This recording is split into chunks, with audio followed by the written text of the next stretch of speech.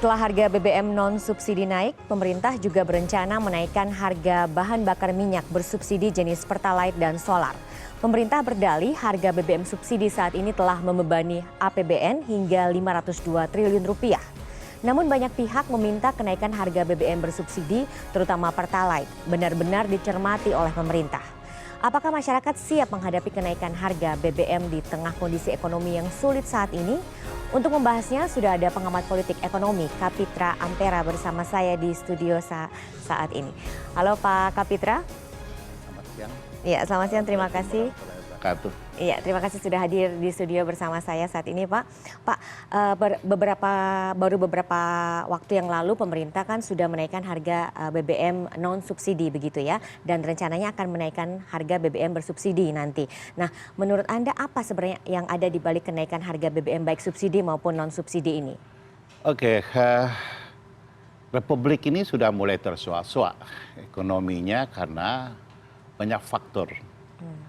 Ada tsunami global, ya.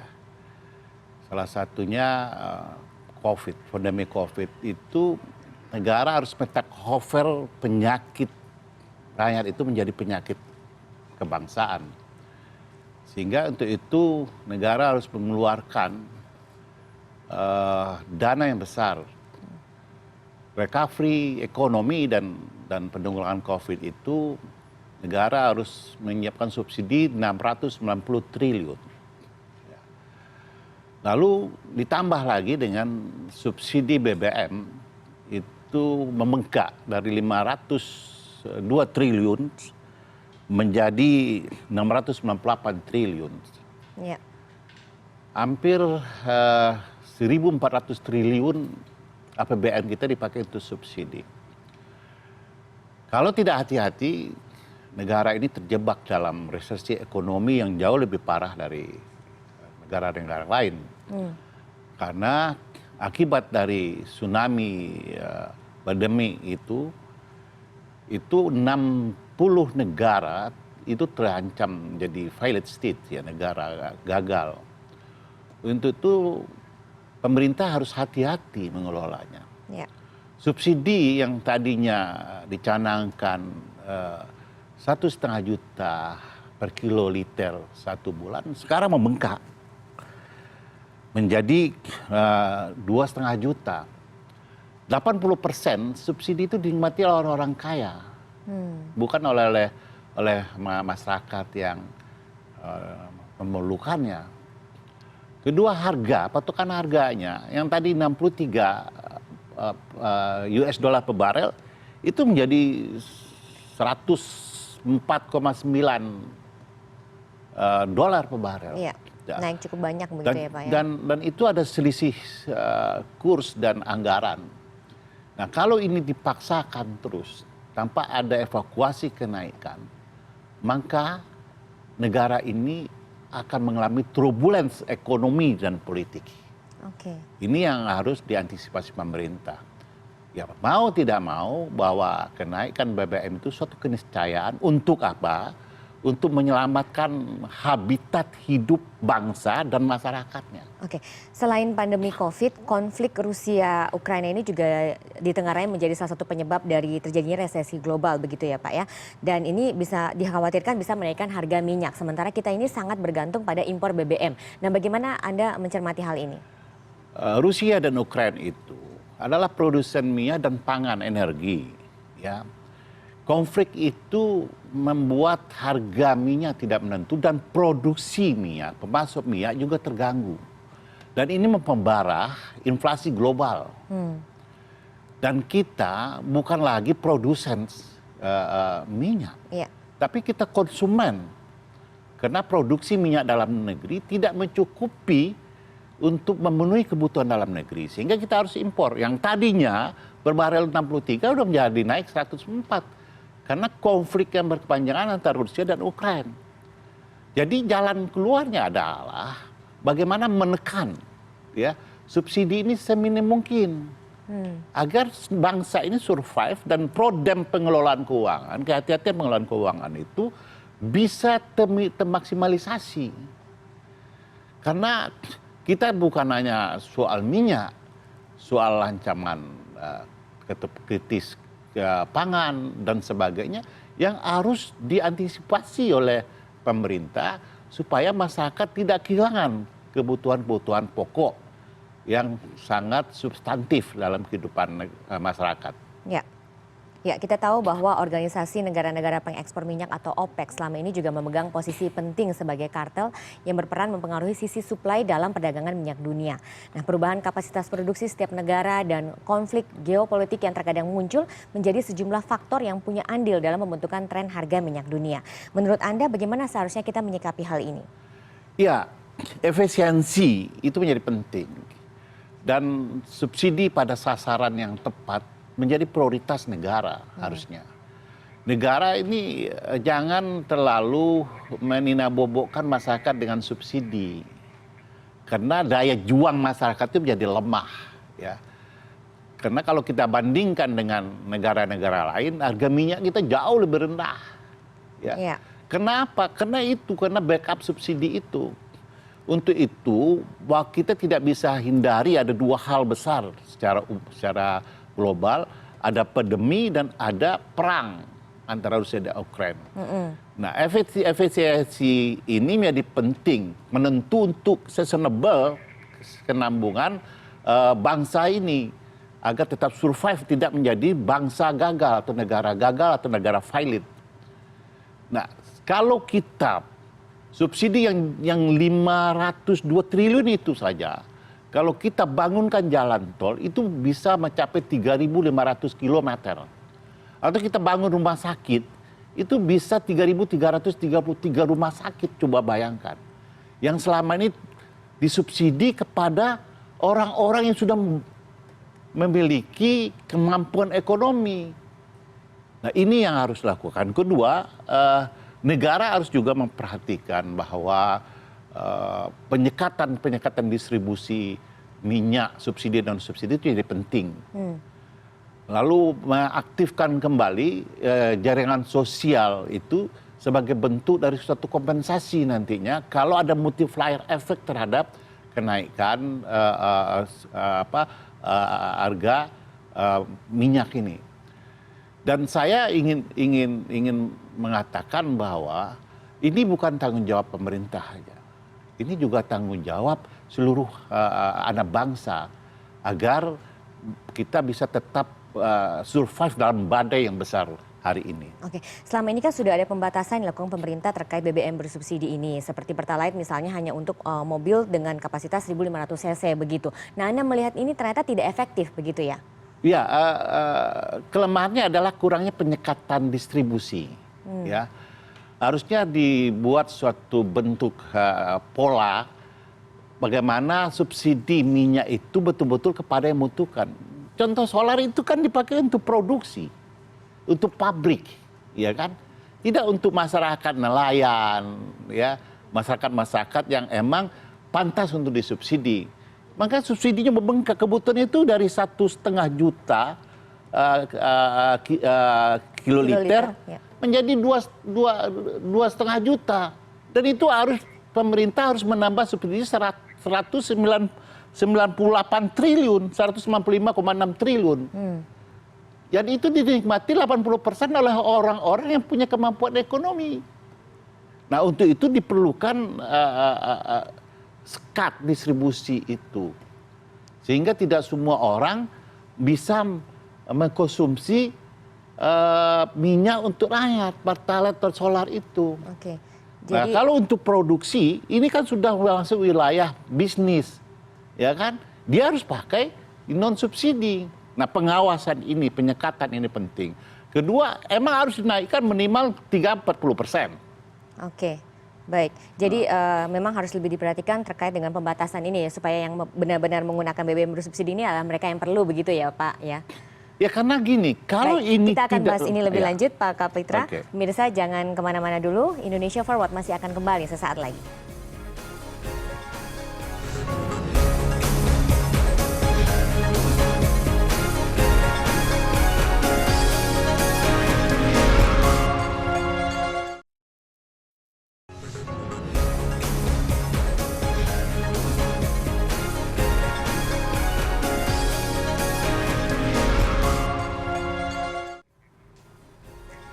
Ya, kembali lagi di Indonesia Forward dan kita masih membahas terkait rencana kenaikan harga BBM bersubsidi bersama pengamat ekonomi politik Kapitra Ampera. Pak Kapitra, seperti tadi kata Anda bahwa kita ini sebenarnya sekarang ini adalah negara bukan lagi produsen tapi konsumen dari minyak begitu ya. Jadi tentunya kenaikan harga impor sendiri itu bergantung pada kenaikan harga kurs begitu ya. Sekarang ini kurs rupiah sedang melemah. Oke. Nah, dengan kurs rupiah yang melemah, kemudian kita harus tetap masih mengimpor BBM, ini bagaimana pemerintah harus menyikapi hal ini? Oke, saya ingin kerucutkan. Kenapa BBM harus naik? Pertama, kuota ya untuk volume solar itu cuman kuotanya 15,1 juta kiloliter. Konsumsi itu 1,5 juta per bulan. Sementara Pertalite kuotanya 23,505 juta liter. Sementara konsumsinya 2,5 juta per bulan. Jadi yang tadinya 15 solar menjadi 17,44 juta kiloliter. Pertalite yang tadinya menjadi 23 menjadi 29,6 juta kiloliter.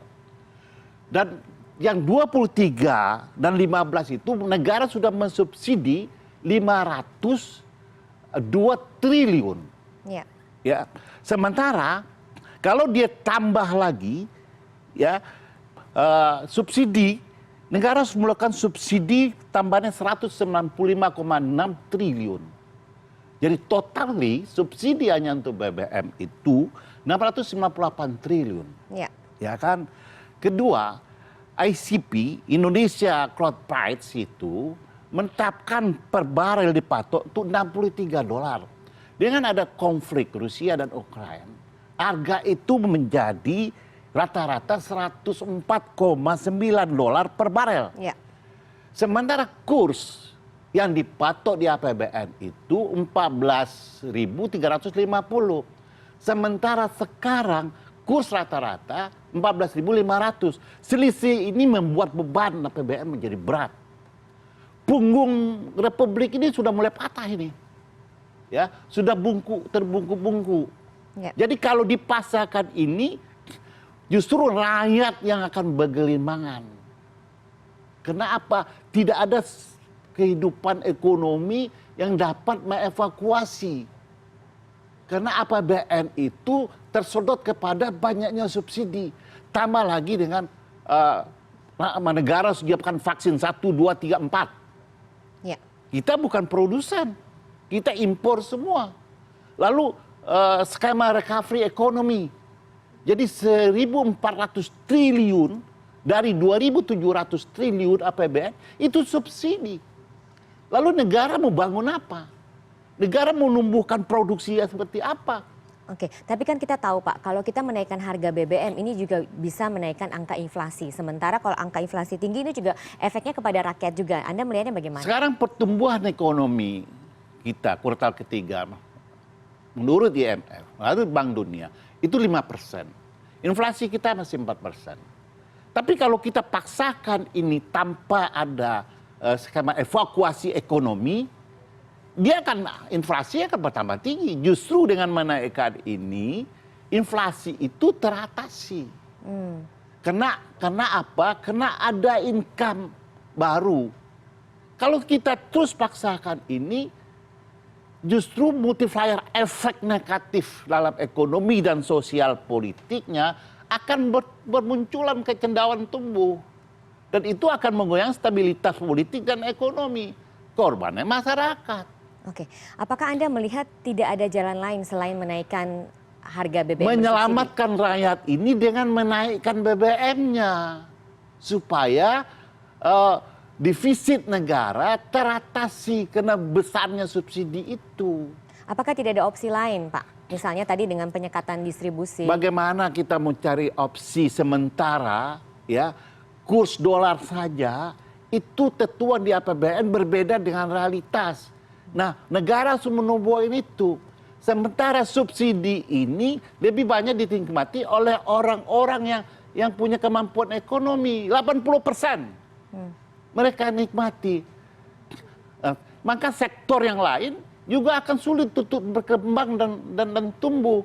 Untuk menyelamatkan masyarakat dan bangsa ini harus dinaikkan. Tapi dengan catatan ada penyekatan yang ketat.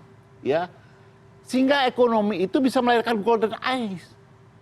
Menelurkan sesuatu yang produktif yang dapat menjamin kesenambungan ekonomi dan kesejahteraan masyarakat. Oke, diperkirakan kan kuota Pertalite tahun ini akan habis di bulan September begitu ya, akhir September. Sementara kuota solar akan habis di akhir Oktober.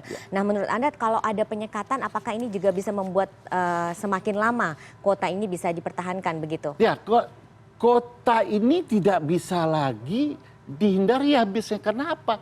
Karena konsumsinya berlipat dari 1,5 jadi 2,5 juta. Lalu negara mau menyediakan dari mana? Harus diimpor. Impor harus ada kos baru. Untuk itu perlu ada penyekatan distribusi. Agar yang berhak saja menikmati subsidi. Yang tidak berhak, karena ini bagian dari skema ekonomi pasar, dia harus beli yang non subsidi. Oke, jadi seperti solar misalnya memang hanya untuk rakyat begitu ya, rakyat yang memang memerlukan. Jadi tidak lagi untuk industri, begitu menurut Anda ya? Iya, kalau semua disedot oleh industri, hanya 20% ke masyarakat. Lalu sekarang negara mensubsidi orang yang mampu, orang yang kaya. Nah, ini kekeliruan dalam politik ekonomi. Oke, kalau Pertalite bagaimana Pak? Dengan penyekatan yang saat ini sudah dilakukan, apakah masih harus ada yang dirubah lagi? Sama, skemanya itu sama. Pertalite kan sudah dibatasi untuk mobil dengan kapasitas 1.500. Ya, kita belum punya sistem yang ketat bagaimana membatasinya. Ternyata realitas di lapangan 80% masih dinikmati oleh orang-orang yang tidak berhak. Nah, itu yang membuat beban punggung bangsa ini jadi bungkuk. Kalau dibiarkan itu terus, jadi patah. Jalan keluarnya kita naikkan 30 atau 40%. Sehingga bisa meng-cross subsidi. Oke, tapi bagaimana efeknya kepada masyarakat yang memang pada dasarnya tidak mampu begitu Pak? Nah, disitulah ada penyusunan skema penyesuaian harga. Itu satu. Kedua, pembatasan penyaluran BBM. Lalu pemanfaatan jaringan sosial tepat guna. Untuk saja suatu bentuk kompensasi. Apakah itu BLT dalam bentuk yang konkret, yang langsung orang-orang yang berhak. Inventarisasi keberadaan masyarakat itu menjadi penting juga, menjadi satu data sehingga yang menikmati betul-betul orang yang terdampak. Kalau para industrian kan bagi mereka sederhana pelaku hukum pasar, ya kan? Dia bisa naikkan barang karena kos produksi meningkat. Ya. Tapi rakyat, nah untuk itu peran negara di situ. Nah kalau negara masuk di situ, negara harus disiapkan lagi cadangan devisa. Cadangan dana untuk membantu masyarakat. Katakanlah sosial bansosnya ditingkatkan, BLT-nya diberikan secara tunai langsung kepada yang berhak. Ini kan negara harus menyiapkan cadangan devisa baru. Dari sinilah diperlukan cross subsidi. Jadi harga pada non subsidi dan harga yang subsidi itu bisa mensubsidi lagi kegiatan masyarakat yang lain. Oke, baik. Kita masih akan membahas ini lebih lanjut, Pak Kapitra. Pemirsa jangan kemana-mana, dialog mengenai rencana kenaikan harga BBM akan kembali sesaat lagi.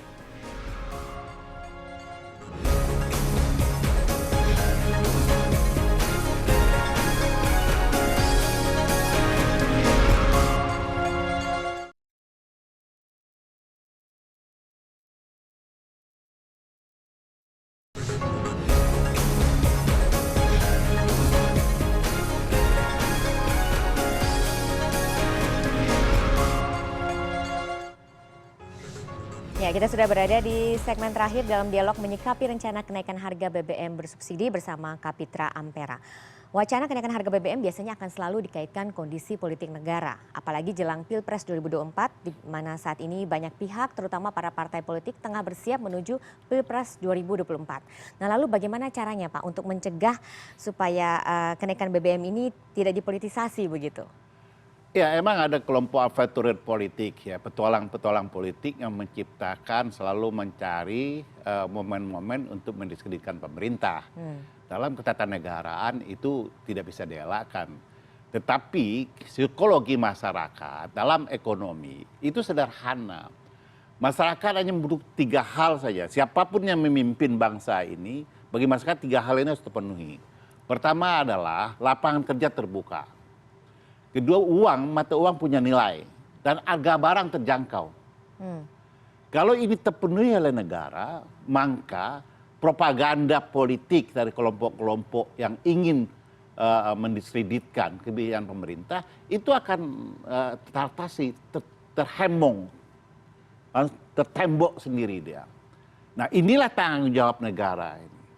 Gimana negara membuka lapangan kerja? Bagaimana negara harus membuka lapangan kerja kalau subsidi untuk mengembangkan sektor usaha itu, dana yang seharusnya dipakai untuk mengembangkan sektor usaha telah tersedot dengan subsidi BBM ini begitu besar. Dengan Covid yang begitu besar. Bayangkan aja kalau 502 triliun saja itu membangun jalan tol itu ada 3.500 kilometer. Itu lapangan kerja terbuka. Kalau rumah sakit bisa dibangun 3.333 rumah sakit, lapangan kerja terbuka, multiplier effect ekonominya muncul. Ya, kalau kita bangun sesuatu, kan bukan hanya bicara bahan bangunan, tapi bicara juga cleaning service, bicara juga catering, bicara banyak sektor ekonomi kelas bawah itu yang bisa naik. Oke, tapi kan selalu ada pro dan kontra dalam setiap kebijakan begitu ya. Selalu begitu, karena melihatnya tidak jernih. Kita lihat ini kan periode terakhir Presiden Jokowi, ya toh. Jadi fokus Presiden bagaimana ini menjaga negara ini tetap survive. Nah, cuman orang mencari jalan pintas agar ini dimanfaatkan untuk morong-orong pemerintah yang sah. Ini keliru, perlu ada ketegasan di situ. Itu pertama. Kedua, negara harus memberikan sosialisasi seperti ini, ya. Sosialisasi ke masyarakat sebelum BBM itu naik sehingga masyarakat paham gitu loh. Dengan bahasa masyarakat. Kalau pakai bahasa langit, masyarakat mah bengong-bengong aja. Ya toh? Iya. Tapi dengan bahasa bahwa kenaikan BBM ini justru menyelamatkan hidup banyak rakyat, banyak hidup bangsa ini, maka kita harus melakukannya. Pilihan yang sulit di antara yang paling sulit. Tapi punya utilitas, punya kemanfaatan jauh lebih tinggi. Supaya bangsa ini sustainable, bangsa ini berkelanjutan. Oke, menurut Anda bagaimana caranya pemerintah atau apa yang harus pemerintah lakukan supaya bisa meredam gejolak dari masyarakat dengan adanya isu kenaikan rencana ya, BBM pemahaman terhadap kenaikan ini, saya sama jaringan sosial, lalu bagaimana mengajak masyarakat mengefisiensi kebutuhan BBM, lalu mengurangi kegiatan-kegiatan yang tidak produktif, dan semua pihak terintegrasi harusnya. Negara pasti akan memberikan suatu kompensasi. Ya, ketika masyarakat mendapatkan kompensasi, dan hasil akhirnya kan menjadi sama. Dan naik dan tidak naik itu akan nanti tidak berpengaruh ke masyarakat. Karena sudah diantisipasi dengan jaringan sosial, bansos, BLT, lalu pengendalian pasar, ya? Asalkan tepat sasaran. Tepat sasaran. Nah, di sini diperlukan pengawasan. Nah, pemerintah harus bikin sistem baru untuk mengawasi sehingga tidak dikorupsi, ya, sehingga tidak ada penyimpangan, sehingga barang-barang yang didistribusikan itu betul-betul barang yang dibutuhkan, sehingga tidak ada petualang-petualang ekonomi baru yang memanfaatkan. Oke, nah bagi masyarakat sendiri pesan apa yang Anda bisa sampaikan supaya bisa menerima rencana kenaikan harga BBM ini? Saya ingin katakan bahwa untuk menyelamatkan bangsa ini adalah kita harus mengevaluasi harga BBM. Lalu masyarakat tidak perlu panik karena negara telah memberikan antisipasi. Apakah nanti ada operasi pasar, apakah nanti ada subsidi kebutuhan barang pokok, atau ada subsidi BLT, dan antisipasi itu sehingga yang kena dampaknya itu tertanggulangi, langsung terevakuasi oleh kebijakan-kebijakan negara pasca kalau jadi BBM subsidi dinaikkan. Nah, saya pikir kalau itu dilakukan negara, pasti situasinya kondusif. Ya. Negara pasti tidak terprovokasi, kecuali petualang-petualang yang selama ini tidak punya panggung, ingin cari panggung politik, tapi kaki tak sampai. Nah, jadi yang begini-begini ini nggak perlu ada sih di Republik ini, karena apa? Merupakan sesuatu dengan mengorbankan rakyat, ini perbuatan busuk. Oke, baik, terima kasih Pak Kapitra Ampera sudah berbagi di sini. Semoga ini bisa bermanfaat bagi pemirsa di rumah dan pemirsa. Demikianlah dialog kami kali ini tentang menyikapi rencana kenaikan BBM bersubsidi. Semoga apa yang telah disampaikan bisa bermanfaat bagi kita semua. Saya Lucia Sahari undur diri, sampai jumpa.